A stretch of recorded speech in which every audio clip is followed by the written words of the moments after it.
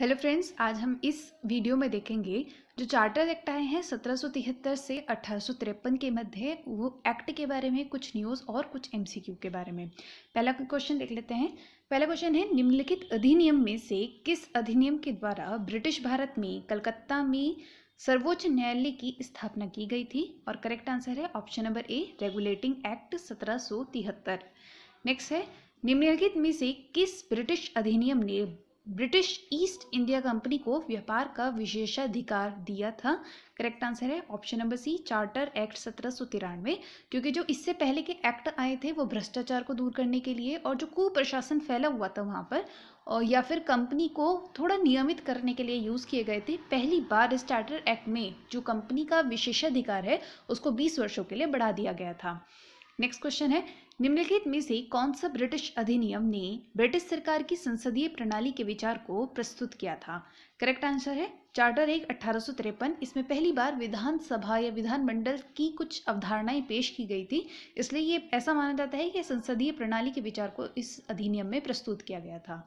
Next question है, निम्नलिखित में से किस ब्रिटिश अधिनियम ने भारतीय सिविल सेवा को खुली प्रतिस्पर्धा के रूप में पेश किया था? यानी कि अब भारतीयों को भी इसमें पार्टिसिपेट करने के लिए निमंत्रित किया गया था।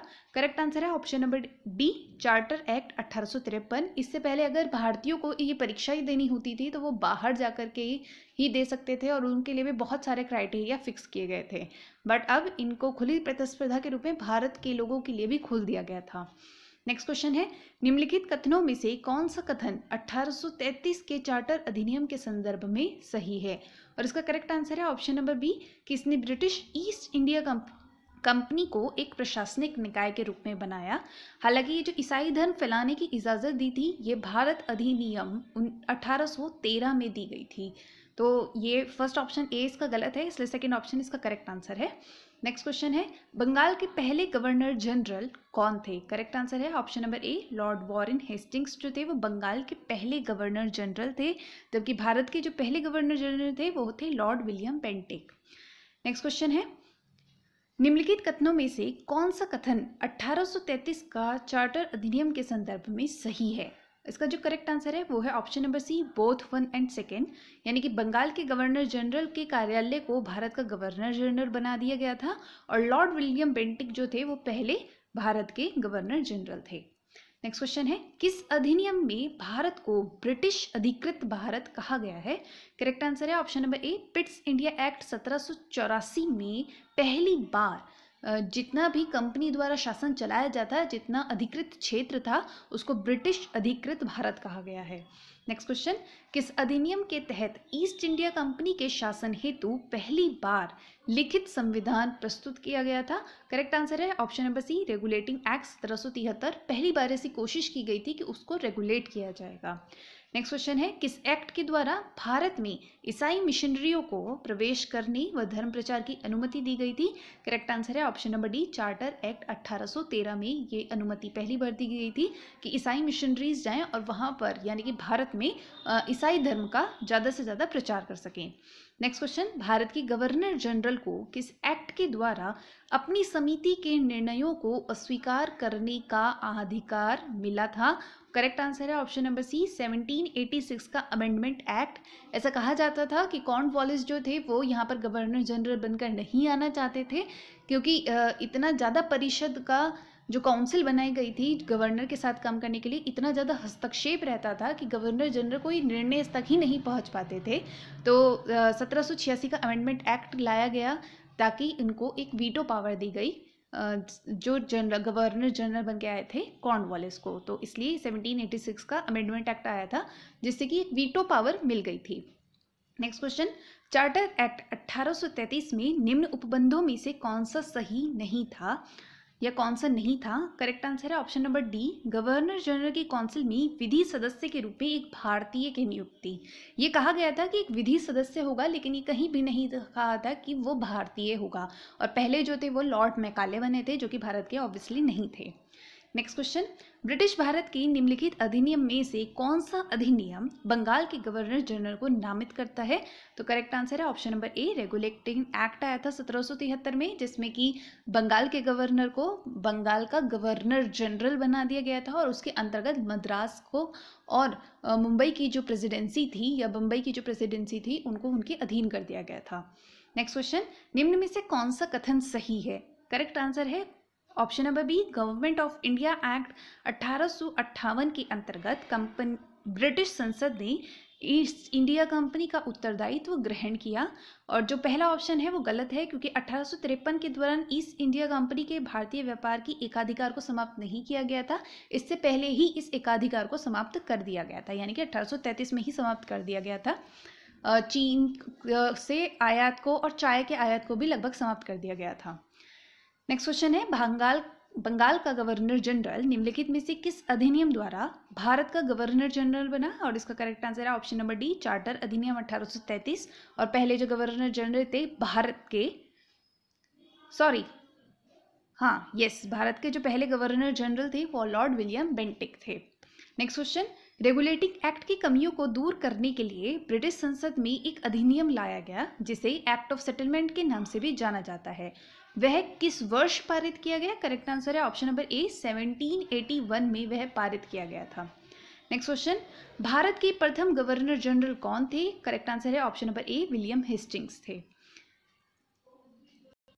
ये इनकरेक्ट आंसर है, भारत के प्रथम गवर्नर जनरल विलियम बेंटिक थे, ये बंगाल के प्रथम गवर्नर जनरल थे। ये थोड़ा मिस्टेक हो गया, इसका करेक्ट आंसर है विलियम बेंटिक।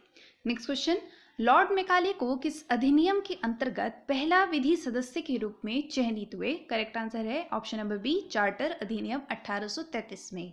नेक्स्ट क्वेश्चन, किस अधिनियम द्वारा भारतीय केंद्रीय विधान परिषद में स्थानीय प्रतिनिधित्व आरंभ किया गया? करेक्ट आंसर है ऑप्शन नंबर सी, चार्टर अधिनियम 1853।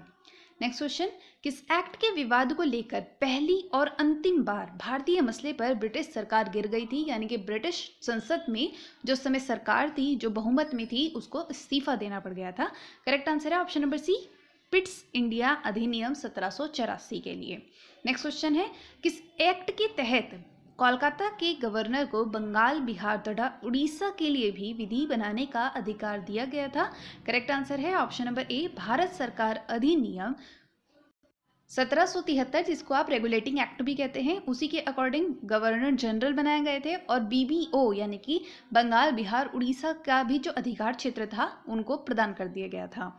नेक्स्ट क्वेश्चन है, किस अधिनियम द्वारा द्वैध शासन की शुरुआत हुई जो 1858 तक विद्यमान रही? द्वैध शासन से यहाँ पर मतलब है कि एक तो कंपनी का कंट्रोल था और दूसरा एक संसद का, जो ब्रिटिश संसद थी, उसका भी किसी न किसी रूप में यहाँ पर कंट्रोल था। तो ये द्वैध शासन हुआ और इसका जो करेक्ट आंसर है ऑप्शन नंबर सी है, पिट्स इंडिया अधिनियम 1784। नेक्स्ट क्वेश्चन, किस अधिनियम के तहत मुख्य सेनापति की शक्तियां भी गवर्नर जनरल में निहित कर दी गई थी? करेक्ट आंसर है ऑप्शन नंबर डी, 1786 का अधिनियम जो आया था उसके तहत जो मुख्य सेनापति की शक्तियां थी वो भी गवर्नर जनरल को दे दी गई थी, जिसमें कॉर्नवालिस आए थे। नेक्स्ट क्वेश्चन, किस अधिनियम द्वारा गवर्नर जनरल को परिषद के निर्णयों को रद्द करने की शक्ति प्रदान की गई, यानी कि वीटो पावर? इसका करेक्ट आंसर है 1786 का अधिनियम। नेक्स्ट क्वेश्चन है, किस अधिनियम में यह निश्चित किया गया कि यदि गवर्नर जनरल बंगाल के बाहर जाता है तो उसे अपनी परिषद के सैनिक सदस्य में से किसी एक को उप प्रधान नियुक्त करना होता था? असैनिक सदस्य यानी कि जो सैनिक नहीं होगा उसको उप प्रधान नियुक्त करना होता था। करेक्ट आंसर है ऑप्शन नंबर बी, भारतीय परिषद अधिनियम 1793। नेक्स्ट क्वेश्चन, किस अधिनियम के द्वारा कंपनी के भारतीय व्यापार के एकाधिकार को समाप्त कर दिया गया? करेक्ट आंसर है ऑप्शन नंबर ए, चार्टर अधिनियम 1813 को यहाँ पर एकाधिकार को समाप्त कर दिया गया था, लेकिन चीन से आयात और चीन के साथ जो व्यापार था प्लस चीनी जो चाय का व्यापार था उस पर अभी भी जो ईस्ट इंडिया कंपनी थी उसको एकाधिकार था, जो कि 1833 में समाप्त किया गया है। नेक्स्ट क्वेश्चन है, किस एक्ट के तहत 1 लाख प्रति वर्ष यानी कि 1 लाख रुपए प्रति वर्ष विद्वान भारतीयों के प्रोत्साहन तथा साहित्य के सुधार तथा पुनरुत्थान के लिए रखा गया? करेक्ट आंसर है ऑप्शन नंबर सी, चार्टर अधिनियम 1813 में ये प्रावधान किया गया था कि 1 लाख रुपए प्रति वर्ष यहाँ के जो साहित्य है उसको रीड करने के लिए, उसको पुनरुत्थान करने के लिए यूज किया जाएगा, हालांकि जो कि यूज नहीं किया गया था। नेक्स्ट क्वेश्चन है, किस अधिनियम द्वारा भारत में दासता को अवैध घोषित किया गया, यानी कि दास बनाए जाने को अवैध घोषित किया गया? करेक्ट आंसर है ऑप्शन नंबर बी, चार्टर अधिनियम 1833। और इसमें राजा राममोहन राय जैसे लोगों का विशेष योगदान रहा है, क्योंकि दास प्रथा जो है वो बहुत बुरी प्रथा मानी जाती थी उस समय। तो यहाँ पर जो योगदान है विलियम बेंटिक को इसके लिए सराहना दी जाती है, लेकिन इसके अलावा बहुत से भारतीय लोगों ने भी इस दासता के विरुद्ध बहुत ज़्यादा योगदान दिया है। और यहाँ पे इस दासता को और सती प्रथा को मिटाने के लिए विशेष योगदान जो रहा है वो राजा राममोहन राय का भी रहा है। नेक्स्ट क्वेश्चन है, किस अधिनियम के द्वारा कंपनी के चीन से व्यापार तथा चाय संबंधी व्यापार के एकाधिकार को समाप्त कर दिया गया? करेक्ट आंसर है ऑप्शन नंबर बी, चार्टर अधिनियम 1833।